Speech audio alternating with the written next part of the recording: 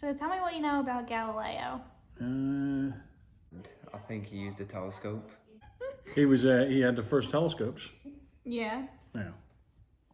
And he looked at the solar system, the closest planets to the solar system, and determined that the sun was the center of the solar system. Just that he's Italian, and he said that the sun was the center of the universe. Mm-hmm.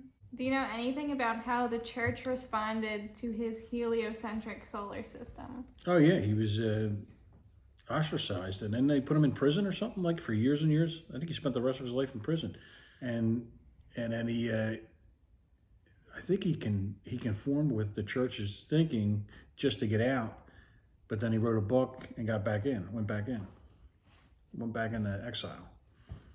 Okay, so the Catholic Church probably didn't believe him because, like, that just seems like a Catholic Church thing to do. They usually disprove of science. He's smarter than religion. So basically, what most people think of Galileo is that he's an astronomer who suddenly discovered that the sun was at the center of the solar system and not the Earth. And what some people know about the Galileo affair is that the Catholic Church was very mad at this claim, and they basically excommunicated him for it.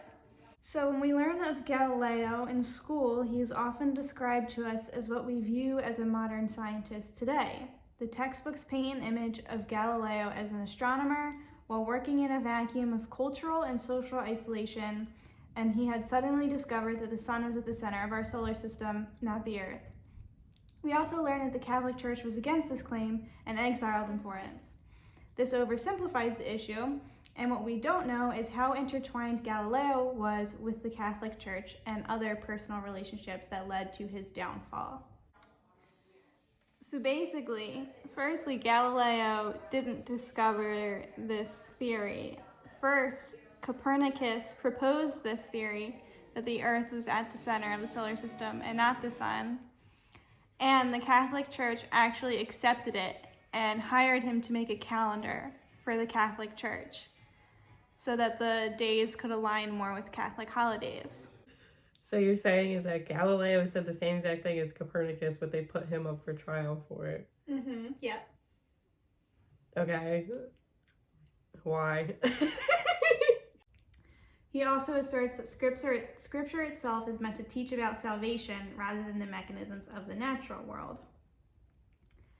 Now, this was not a heretical belief at this time, as many Catholics held the fallibility of scripture to a standard, and also the heliocentric system was supported by the church in the past through Copernicus.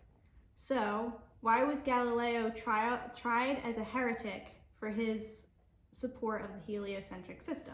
So basically, the Galileo affair was more about personal politics and the social culture of the time rather than the Catholic Church actually conflicting with Galileo's heliocentric system.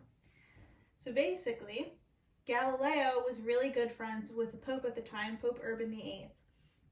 He was one of the favorites, and he was also hired under a patronage system to do his astronomy research under the Medicis, who were a very famous Renaissance family. So, what typically would happen is the favorite patron of the rich or the church, which at this time was pretty much Galileo, but you always have to replace them. So it was kind of a practice for these favorites to crash and burn so that the patrons, the rich patrons, could assert their authority over the situation and continuously replace someone with new and fresh ideas.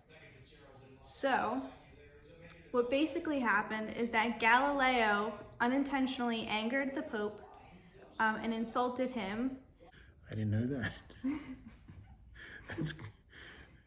He insulted the Pope? Mm-hmm. Okay. Also, this came out around the time of the Inquisition, which was when the Catholic Church was losing power and authority as other branches of Christianity were starting to branch out.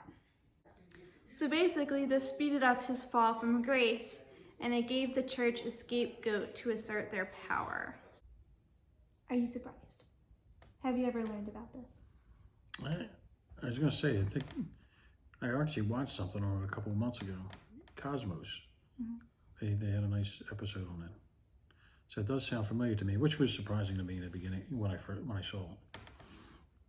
Do you think the Galileo affair fits your conception of a scientist? No, it fits the smart part, but not the shy part, probably.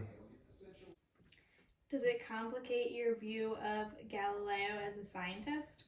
I don't really know if I would consider him really a scientist now, because all of his stuff was basically just like religious things he was saying instead of actual like science, and he was basically just backing up Copernicus. So it wasn't even his ideas in general.